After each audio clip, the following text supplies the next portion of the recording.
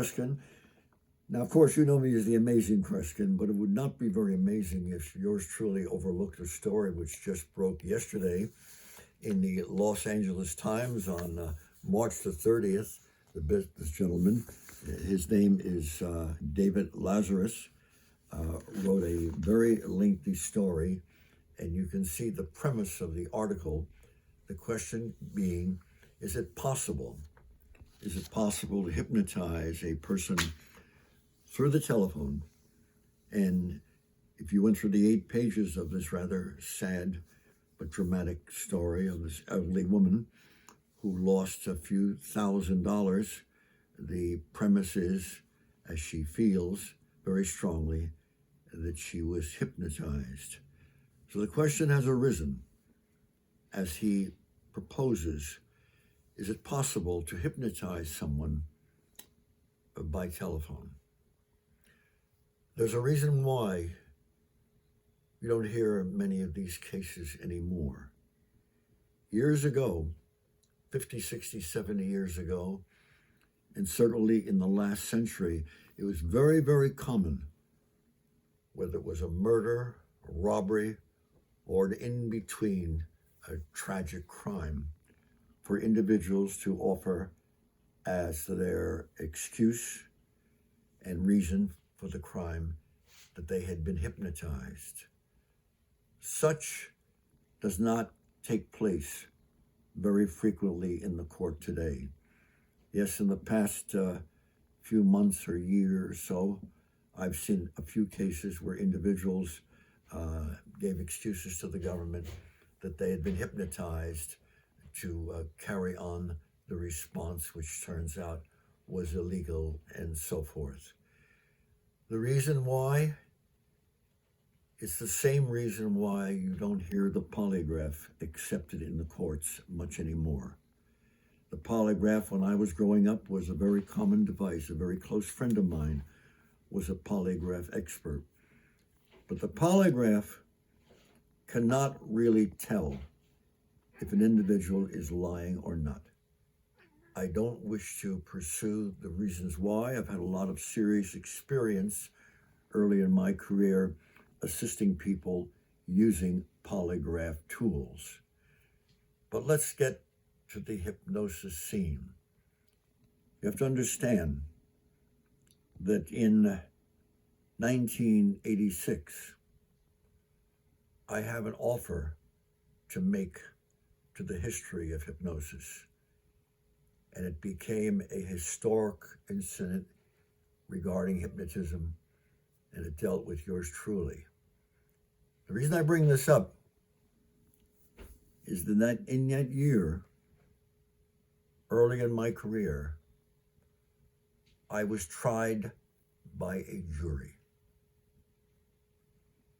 And a jury involved a case in which a hypnotist, she was a professional, sued me, wanted a certain amount of money, which I believe was $50,000, because she wanted to show the nature of the hypnotic trance.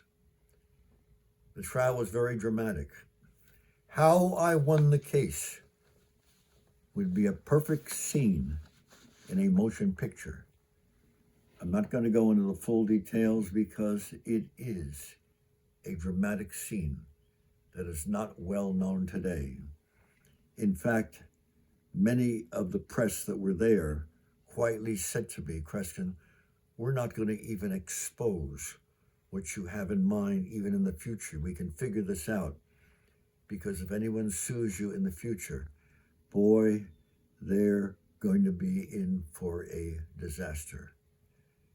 You see, what I was being sued for was what the hypnotist insisted, that she could prove the existence of a hypnotic trance.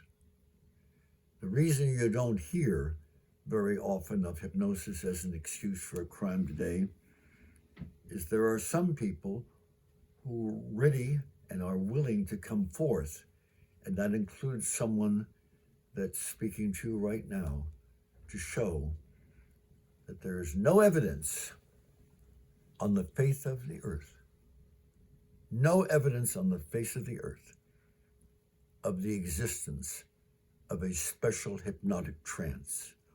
All of the phenomena that you associate with hypnosis can be produced by pure suggestion, no trance in any way, shape, or form.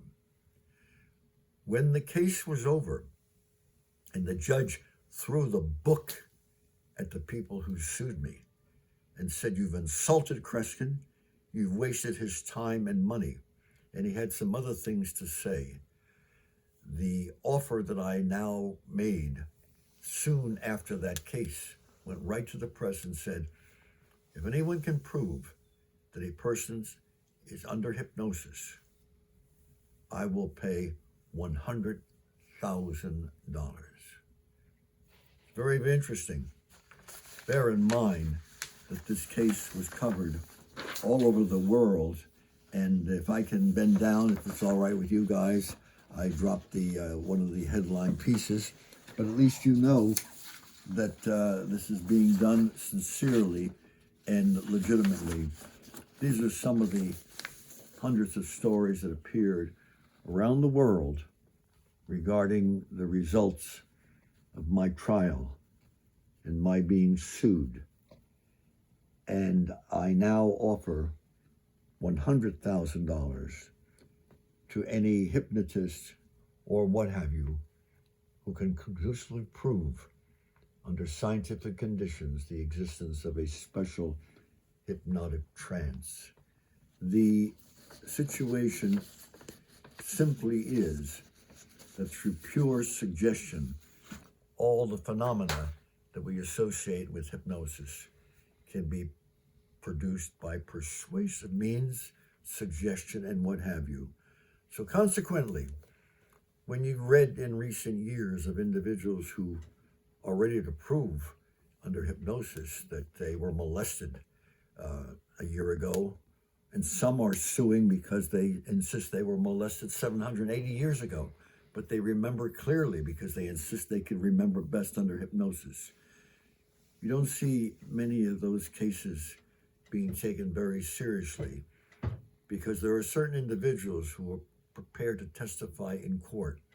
And incidentally, should I be sued in the future by a hypnotist or a group of hypnotists who can prove a hypnotic trance, it's not very likely to be followed through because, as members of the press said, we're not going to even reveal it. What you plan to do in the court would be sensational and make a mockery of the whole scenario. Now we have this case of this woman, tragically enough, who's lost $3,000 or more and cannot understand how even a day or two later, where she invested more money and poured more money into the situation, that she lost that money. She can only figure that she was hypnotized. Let's just understand this, folks. Right now, one of the biggest rackets, thanks to the sophistication of our phone systems, our communication systems, and includes predators from other parts of the world who are now stealing money from individuals by calling them on the phone, ingracing themselves to the person, becoming very warm and very friendly, and very concerned, and slowly convincing the person that they're in financial trouble. And they're doing it without even implying it's hypnosis, because the technique is so skillful on the part of some of these crooks that it's second nature to them, and they may hit scores of people in one day in different parts of the world. That's all I can tell you right now, folks. But the next time you read about someone who says, I lost all this money. I was playing poker. I was playing cards. Oh no! I guess I had heard from someone on the phone who was very concerned about my welfare and spoke to me very kindly. How in the world I got rid of all of that? There's only one reason it could have taken place, it was through hypnosis. Contact me on the phone. Have their attorney contact me. And at least in the long run, no courtroom will ever give credit to the power of hypnotism. There was something else taking place. And we, whether it's husband, wife, whether you're a student or what have you, need to become aware of the ruthless tactics being employed in the field of communications today. I hate to say this, but folks, to be continued.